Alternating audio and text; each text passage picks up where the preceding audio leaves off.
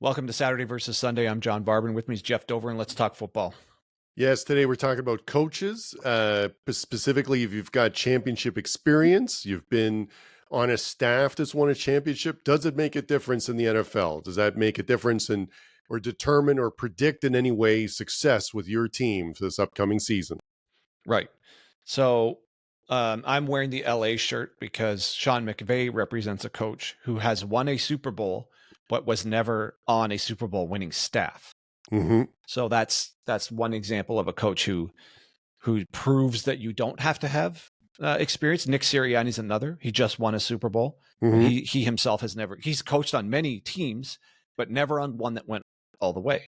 Mm-hmm. And then you've got guys like Andy Reid, who won it with the Packers a long time ago. So he has the pedigree in him. Now he didn't with Philly, but he did with the Chiefs. So you get coaches in both directions. So do they like Belichick? People always forget he won 2 with the Giants. Yes, right under Parcells. Yep. So he's now he also had Lawrence Taylor. Like, how did he end up with the best defensive player, then the best offensive player with the Patriots? That's a good point. So he's got that. He had that experience before he won with the Patriots. So, but then there's examples on both sides. So does it really matter? Like we don't know. I think Mike Shanahan or Kyle Shanahan's one of these days might put it together, and he's never been on. He's been close. He's been in a Super Bowl, but he hasn't finished the deal yet. Mm-hmm. What about the Detroit guy? Where was he from? The Dan Campbell. Yeah, he's been on a few staffs, but I don't think he's been on one that's gone all the way. No, and I think McVay's a great example. I think because we're talking if we're talking about teams going into this season with a head coach, do you think that like has a chance? So we did this on a previous episode of like how many teams actually have a chance, and it was like not that many, right? But the Rams are in there, and part of it is because of McVay, and I think what he does. Yeah, I thought that I'm always partial to Denver. I've really liked what they've done the last year. I thought there was Sean Payton's done a great job with they've found something, I think, with Bo Nix moving away from Wilson. And they just looking back at it, they were third in their division, but they had the best point differential in their division last year with over 114 points for versus against. So finished up 10-7, and it's a tough division with the Chiefs and the Chargers, but like that's someone that there's a reason why they brought him in, and I think he can really make a difference, and he's had that experience winning with the New Orleans before. So yeah, I think there's projected at one of the best defenses coming into this year too, and I'm assuming I would hope Nix just continues to improve. And if they've made any good moves in the draft, again, we have no idea if any of those picks will work out, but you would argue that Payton seems to know what he's doing.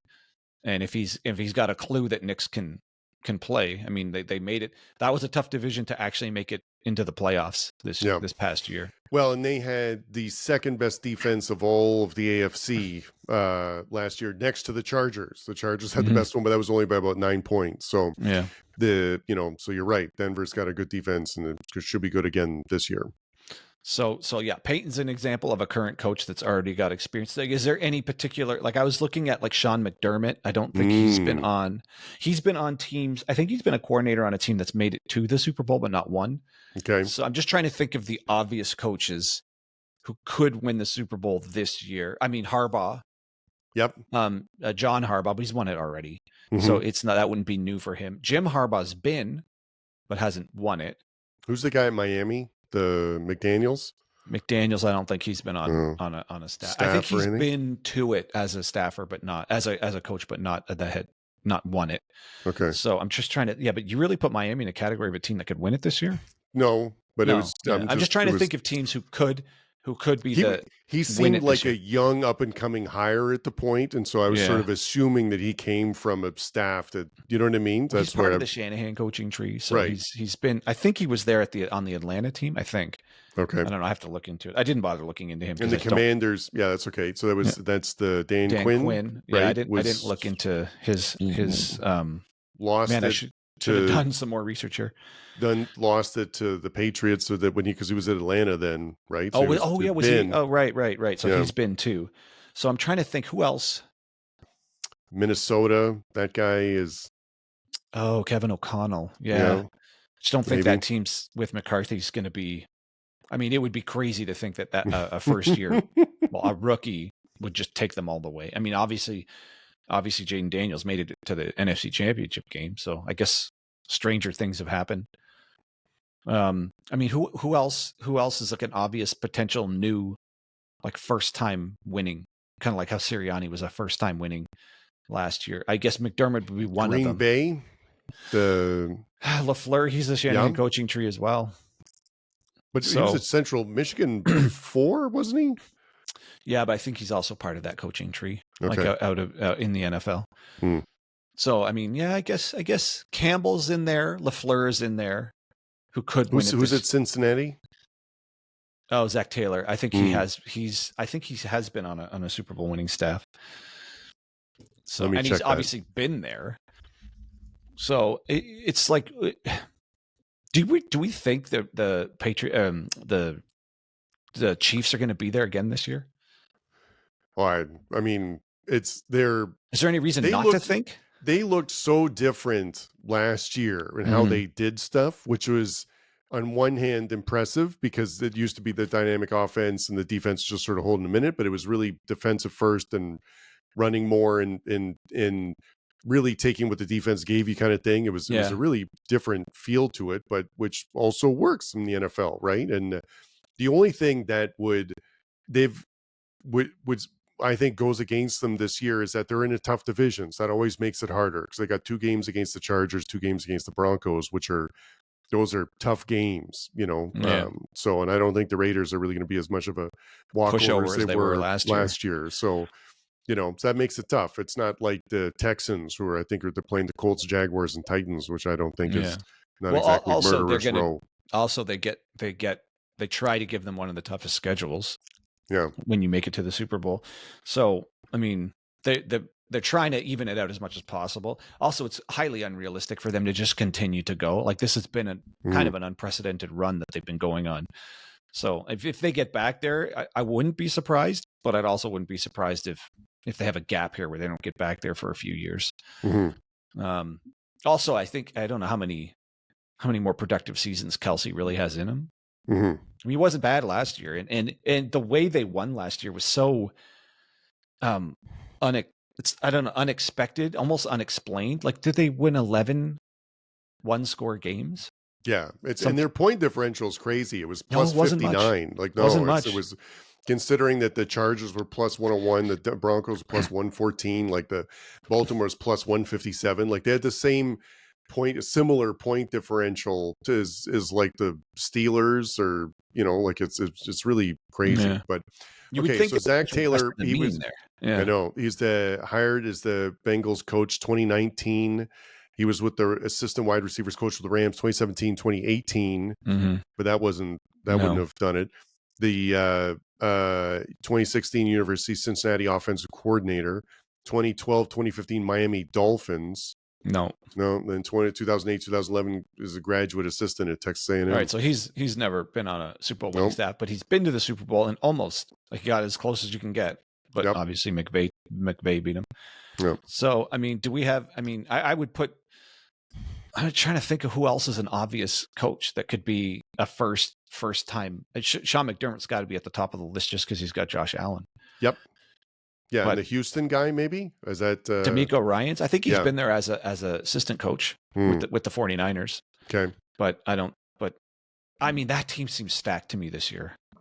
If just a couple of these draft picks work out, that team seems like it's poised and ready to go. Houston, yes, even when they have like a not so good looking regular season like last year. I mean, they smoked the Chargers in the playoffs. Yeah, that's a great example of that's similar to the Rams where they just had an up and down regular season, and the down really didn't match up the talent and who they were playing. And so if they can put it more together, I think that, you know, have a bit more consistency, that they could be really done. They still had 10 wins, so they could easily be 12 or 13 this year, I think. So looking at it the other way around, are there any coaches in the league who have Super Bowls who you think are never getting back there? McCarthy with Dallas. I see he's gone though. Yeah. So no then. Tomlin. Ooh. That's a good He's one. not going with Rodgers. Yeah. I just wonder if that. If his tenure is going to be coming up soon. I could picture him going to the Super Bowl with a different team, but not the Steelers. No, really? Yeah, interesting. I think his tenure there is running out. I don't think the Rodgers experiment's going to work, and unless they hit a home run with a franchise quarterback in the draft, they're just going to flounder until they get one. I mean, it's clearly a quarterback league. You have to have the guy. Yeah. And he inherited the guy. So Ben Roethlisberger was the through line there for 2 championships, one with each Cowher and Tomlin. So you could argue it's not either of the coaches. They had the guy. Yep. Right. So. Yeah. And it was, again, they have really good defense and a lot of other good aspects of the team and stuff. But like, you need for the most, like 90% of the time, you need a difference maker at quarterback. We talked about this on a previous episode. There's only a handful of exceptions where there was by with the Ravens did it, and the Tampa Bay did it. Like, or Pittsburgh, I wanted to say, because that was Neil O'Donnell. But they didn't win it. I'm talking about winning the whole thing. Yeah. No, you're right. With just a kind of an average, I mean, I won't even say good enough. Trent Dilfer, I don't know what you call that, but that was enough. It was just enough. It was. So I think Tomlin, I don't think he's that I mean, he's good, but so was Cowher. But the through line was Ben Roethlisberger. To have 2 head coaches for that long in the NFL is really something. So that means a lot. So yeah, but this is turning into a Steelers talk. It's this, they never have a losing season. Like it's such an almost nobody's like that. No, I think maybe they're the only one for the length of time it's been going on with Tomlin. But at the same time, we had this discussion in a previous podcast. Would you rather just have the low season where you have a chance at, I guess, the excitement of a number 1 pick, maybe not even the number 1 pick, but be in the mix of the top few to actually have a shot at a guy like Jaden Daniels. But then we never know if they're going to work out anyways. Yeah. And then the guys who do make it, like, can be drafted. Like we've seen it all different. Like Jalen Hurts was a 2nd round pick. He just won the Super Bowl. Yeah. So it's almost like you don't need to be in the top 5, but maybe it's just the excitement for the fan base of the idea that we're turning the page. Yeah. I don't know. It's a good fan discussion question. So as someone that born and raised Toronto, and I'm a Maple Leafs fan, they've had a really good regular season the last like 5 years or so, and then out in the playoffs early, which I feel like is like the Steelers, like recently, like they've been good, above average regular season, then out early in the playoffs, which is super frustrating for a fan, like, because it doesn't, it over time, it's really ground me down to like to care less about the regular season because it doesn't translate to anything, which is a real disaster. So it's harder to do that in football. It's harder to be, because like there's only 16 games, and it's, and football's awesome. And so like a win is, and plus you have a week off. So like you can really revel in the win and, and look forward to games and stuff. Whereas hockey, there's 2 to 3 games a week, and, it's. And I think the Steelers are a unique case because I think they've won a Super Bowl as the wild card. Yeah. So they have proof that, hey man, just get in. Yeah. Once you're in the tournament, you can go on a run, which they have. So that fan base knows what it's like. But all we got to do is get in. Yep. The difference is you had Roethlisberger. Yeah. No, I mean, it'd be, I don't know, it'd be good, Steeler fans, you can hit us up in the comments, but it's like, I would imagine that the last 5 years have been some of the more frustrating ones, even with like 10 plus win seasons, and really not having a chance to make it past the first round of the playoffs. Yeah. And given that there's no guarantee a Super Bowl winning quarterback has to be picked in the top, even in the first round, I don't think it matters where they end up in the draft. It's just, you either get the guy or you don't. Right. And like we said, Hurts was not a top 10 pick, not even a first round pick. And he's been to the Super Bowl twice and won it once. Could have easily won it twice. Yep. So it's just a matter of your organization knowing how to identify talent and get it. And somehow you got it right with Roethlisberger, but since then it's been a crapshoot, I guess. I mean, I like Will Howard, but it's not like they picked him in the 6th round to actually be the guy. Yeah. Yeah. I mean, it'll be interesting to see how much action he gets or when, but it's, Well, okay. So on that note, I guess we're going to dwell on Pittsburgh for a bit here. Do you think Rodgers is going to make it the season? Not from a talent standpoint, from an injury standpoint. No. I'd be blown away if he starts every game. Really, I just think it's just too beat up When was now. the last time he did that? It's true. Well, Did he make it all last season, or was he injured some of last season? I don't. He started playing better at the end. He started playing better at the end of the year, and his stats weren't like terrible. No, I remember they weren't terrible, but I don't think that they. I just view it as my bad. Yeah, he played 17. Started the whole season. Yeah, he played 17 games played, but it's also Tyrod Taylor played 2 games, and Allen. I'm pretty sure. Yeah, pretty sure started the season. But the thing is, in the end, when it matters the most, like let's say the Steelers even make the playoffs, when it matters the most, is he gonna outplay any of those top AFC QBs? Like, would you pick him in a one-on-one game over Josh Allen, Lamar Jackson, Patrick Mahomes, hell, even Justin Herbert or even CJ Stroud? Would you really take him when you got to get the first down with your legs and it all breaks down? Is he going to actually make that play? I know. Like not neat. And that's the thing, he used to. Yeah, so I don't think he will this year. No, I mean, I think his movement is so limited compared to where it used to be. So just to put a cap on the Aaron Rodgers thing, number of games played per season. So 2024, 17, right? So I was wrong on that. 2023, 1, famously the first one. 4 downs. Yeah. 4 snaps. Yeah. 2022, 17 games.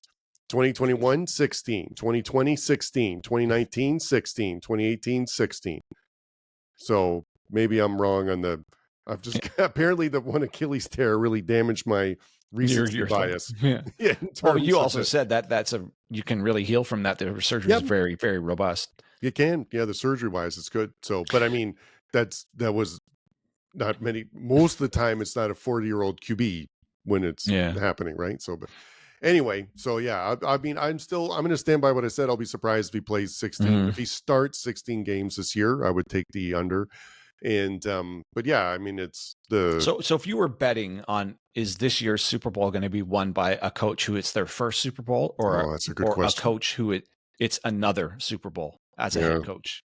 What just that? Don't even pick the coach, but just line up who it could be. Yeah, I think your money would have to be on it's going to be a repeat. Yeah, I mean, I would be interested in the odds for the first time because that includes now the Bills, the Bengals, the Bills, the Bengals. Let's stay on the AFC. The Bills, the Bengals, Houston, the Chargers. Who else could even make it? That's about it. And then in the NFC, Washington, Detroit. Yeah, I'm thinking of teams who have a shot. Well, the Niners, I guess, if you want to call it that, and Minnesota. Sure. I mean, I guess Green Bay. And Green Bay. If you want to. So I like that we're completely leaving Dallas out because there's just like, want to add them in, you can, but I just don't think they have any chance. No. So I'd take the field. I would take really. Yeah, I think so. Those are a lot of good options that we just listed. So. Yeah, but you want to look at it the other way around, who you're up against? Okay, so let's look at who we're up against. So Chiefs, Baltimore, Chiefs, Chargers. No, Harbaugh has. No, that's he's been to, but has not won the Super Bowl. That's right. So it's just Baltimore and Chiefs in the AFC. Oh, I guess that really does shorten down. Right. Well, and I guess you're wearing the Broncos, but that's a long shot. But again, that's a real long shot. Right, but the Broncos, we'll put them in there. You're right. It's the Houston Chiefs, Broncos, and then in the NFC it'd be Eagles, Rams. Maybe that's it, eh? Yeah. So maybe the field is the better pick. I think so. I mean, it feels this was a really good exercise because it felt like the chance of the same team winning it again or someone who's won it before, like that was going to keep going this year. But once you break it down, there's actually, I feel like, decent odds that a new team with someone who hasn't won a Super Bowl before could win this year. Yeah. I think I just want that to happen. Yes. Oh, yeah. That's something we've talked about often, right? Yeah. Where it's like it's amazing how tired it can get quickly of seeing what feels like the same teams and similar matchups year to year, But I saw a really good, I watched the guy's channel. I think it's called Football Analysis. No, or maybe it's different. Anyways, he did 8 reasons why he thinks we've gotten to Chiefs fatigue. And he called it out. It's similar to whatever happened with the Patriots. And it was just One of the things is just being there all the time, and then the media starting to pile on with all of the peripheral characters like Taylor Swift and all of that sort of stuff, and then Collinsworth like way overdoing it with the praise of Mahomes, and it's just one thing after another, and then he kind of has his like rating of how much more people are like sick of them, and the same thing happened with the Patriots. So I think it's just if a team's there too often, people are like, oh, just anything different, just give me something else. Yeah. But it's like, how long does it take to get there? Like if the Eagles get back 2 more times, then it'll be Eagles fatigue because people are like, okay, that's enough of that. Let's like have something different. It's really too bad. Like, cause we talked about, we're big fans of the Netflix series, like the F1 Drive to Survive, and even the golf one was really good. And when you get to know just a few of the other people, it's really compelling. And so that's the thing that the NFL's missing, because if we hear about Mahomes one more freaking time and him and his wife, and we've seen like the house where they live and Taylor Swift, and like you said, and Kelsey and all that stuff. But I would love to have a Netflix type thing about the left guard, about the right guard, about the defensive tackle, about the same, like those. Yeah, just not the super compelling stories. Yeah. Yes, where it's like someone grew up with like. Well, Hard Knocks tries to do that. I know, but it'd be great to have like just on, it'd be too bad they can't do something like that during the playoffs about some of those teams, because that would really make it compelling. Like just call it like, the other guys. Yeah. So, but seriously though, like I bet like the strong safety has like a compelling story, but we just don't know it because we only they just lean into what's popular. Yes, like if Taylor Swift's going to be in the box or not. So it's oh my god, yeah. And as if she's starting to show up at Stanley Cup final games, and they're bothering to show her. I'm like, enough already. That's awesome. No one wants to see this. Yeah. Well, yeah. So I think you're right. I think if you go head to head, I would probably take the field as well. But maybe just because I want that to happen. I just don't want to see the same stuff all over again. I think that I feel I'll be surprised if Kansas City's going to be good. Okay, don't get me wrong. The Looney Farm guy, don't write in with any hate mail. But it's the Kansas City's going to be good, but I don't know if they can do it again like the way they're doing it.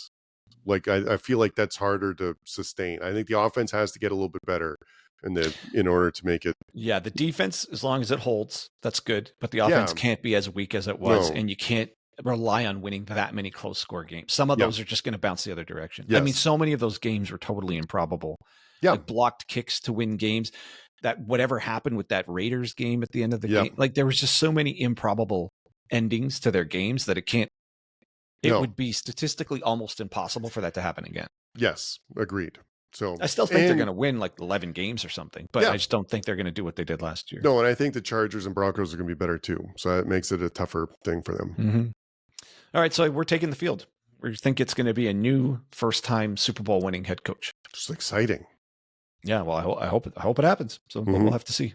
And man, that's just how boring the offseason is. This is all we're talking about. What else? There's nothing to talk about. All right. I guess write in with any ideas if anyone has anything that they want to talk about. We're open. We're big. We're small enough still that we could listen to your comments. We could literally listen to every single person who watches and do a show on it. So anyways, we'll leave it there.